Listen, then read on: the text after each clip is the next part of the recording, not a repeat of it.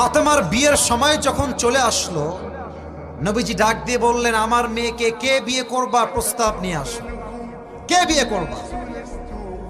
প্রথমেই আসছে আবু বকর রাদিয়াল্লাহু তাআলা আনহু। সুবহানাল্লাহ পড়বেন না আপনারা সবাই?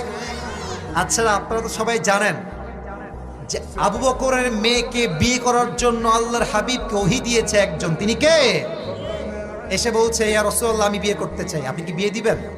নবীজি মাথা নিচু করে ফেলেছেন, নিচু, ইয়েসও বলেন নাই, নো বলেন নাই, মাথা নিচু। আবু বকর বুঝে গিয়েছে আমার সঙ্গে বিয়েটা হবে না, বের হয়ে চলে আসছে। এবার আসছে ওমর ফারুক রাদিয়াল্লাহু তাআলা আনহু, ইয়া রাসূলুল্লাহ, আমি ফাতেমার জামাই হতে চাই, আপনি কি আমাকে চান্স দিবেন কিনা?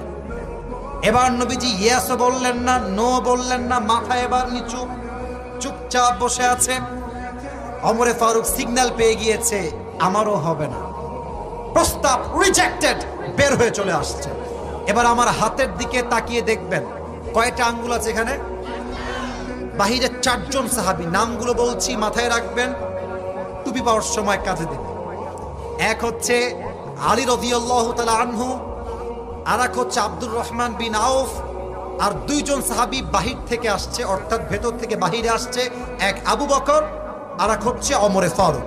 কথা কি বোঝা যায় নাকি যায় না? 2 জন অলরেডি ছ্যাঁকা খেয়ে বেকা, অর্থাৎ প্রস্তাব কবুল হয় নাই। আবার রাগ করবেন না, আমি জাস্ট বোঝাবার সাথে আমাদের ভাষা বলতেছি।